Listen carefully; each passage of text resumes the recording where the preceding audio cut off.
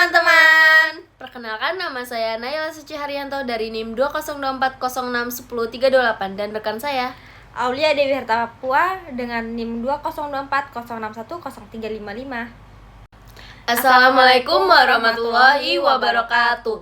Pada kesempatan hari ini, kami akan mempresentasikan artikel yang berjudul Aplikasi Norma Hukum dalam Penyelesaian Sengketa Pertambangan Nikel Berbasis Reformasi Agraria di Indonesia. Analisis teoretis, kritis, dan komparatif. Artikel ini membahas sengketa pertambangan nikel di Morowali, Sulawesi Tengah yang menjadi salah satu pusat industri nikel terbesar di Indonesia. Indonesia memiliki cadangan nikel yang sangat besar dan menjadi salah satu pemasok utama dunia. Kondisi ini mendorong pemerintah mengembangkan kebijakan hilirisasi industri nikel untuk meningkatkan pertumbuhan ekonomi nasional. Namun, di balik perkembangan tersebut muncul berbagai masalah, seperti konflik agraria, pencemaran lingkungan, sengketa lahan, serta berkurangnya akses masyarakat terhadap sumber penghidupan mereka. Oleh karena itu, penelitian ini bertujuan untuk menganalisis bagaimana norma hukum agraria, hukum pertambangan, dan hukum lingkungan diterapkan dalam penyelesaian sengketa pertambangan nikel di Morowali. Metode penelitian yang digunakan adalah penelitian yuridis normatif, ya dengan pendekatan perundang-undangan, pendekatan konseptual, dan studi kasus. Penelitian ini mengkaji berbagai antara hukum yang berkaitan dengan pengolahan sumber daya alam seperti UUD 1945, Undang-Undang Pokok Agraria, Undang-Undang Minerba, serta Undang-Undang Perlindungan dan Pengolahan Lingkungan Hidup. Selain itu, penelitian ini menggunakan beberapa teori untuk menganalisis sengketa yang terjadi di Morowali. Teori pertama adalah Tragedy of the Common dari Gareth Hardin. Ini menjelaskan bahwa sumber daya alam yang bersifat tinggi cenderung dieksploitasi secara berlebihan ketika setiap pihak berusaha memperoleh keuntungan sebesar-besarnya.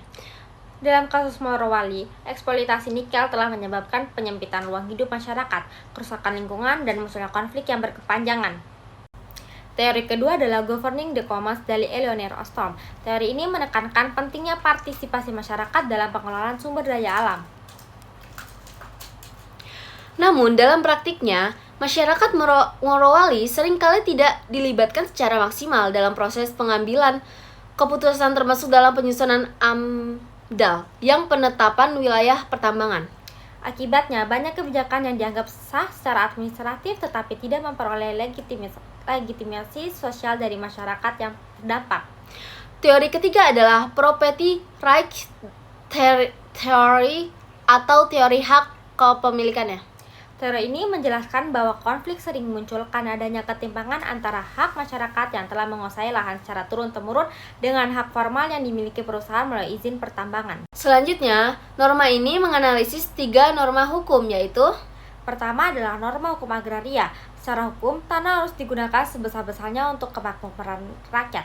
Namun dalam prakteknya, banyak masyarakat yang berubah menjadi wilayah pertambangan karena lebih diutamakan bukti administrasi dibandingkan penguasaan secara sosial dan historis. Yang kedua adalah norma hukum pertambangan. Undang-Undang Minerba memang memberikan kewenangan kepada negara untuk menerbitkan izin usaha pertambangan, akan tetapi izin tersebut seharusnya tetap memperhatikan kepentingan masyarakat dan kelestarian lingkungan. Faktanya, berbagai masalah seperti debut tambang, banjir lumpur, dan pencemaran lingkungan masih sering terjadi di sekitar kawasan tambang. Ketiga adalah norma hukum lingkungan hidup. Undang-Undang Perlindungan dan Pengolahan Lingkungan Hidup mewajibkan setiap kegiatan usaha menjaga kelestarian lingkungan. Namun, penelitian menunjukkan bahwa keadaan AMDAL dan izin lingkungan belum sepenuhnya mampu mencegah kerusakan ekologis. Masalah utama yang ditemukan bukan karena kurangnya aturan hukum, melainkan karena pelaksanaannya belum efektif. Selain itu, masih terdapat ketimpangan posisi tawar antara masyarakat dan perusahaan. Perusahaan memiliki modal, dukungan hukum, dan legalitas yang kuat, sedangkan masyarakat sering hanya mengandalkan bukti penguasaan tradisional atas tanah. Sebagai solusi, penelitian ini menawarkan pendekatan reforma agraria dan keadilan ekologis. Langkah-langkah yang dapat dilakukan antara lain: yang pertama, melakukan audit terhadap izin pertambangan; yang kedua, mengakui hak tenurial masyarakat. Yang ketiga, meningkatkan partisipasi masyarakat dalam penyusun AMDAL. Yang keempat, memperkuat pengawasan lingkungan. Yang kelima, melakukan redistribusi manfaat ekonomi kepada masyarakat berdampak. Dengan langkah tersebut, pengelolaan sumber daya alam tidak hanya menguntungkan negara dan perusahaan, tetapi juga memberikan keadilan bagi masyarakat sekitar. Berdasarkan hasil penelitian, dapat disimpulkan bahwa sengketa pertambangan nikel di Morowali terjadi karena belum sinkronnya penerapan hukum agraria, hukum pertambangan, dan hukum lingkungan. Oleh karena itu, diperluaskan penerapan reforma agraria, perlindungan lingkungan yang lebih kuat, serta pelibatan masyarakat dalam setiap proses pengolahan sumber daya alam. Mungkin ini saja presentasi yang dapat kami sampaikan. Apabila ada kekurangan, kami mohon maaf. Wassalamualaikum warahmatullahi wabarakatuh.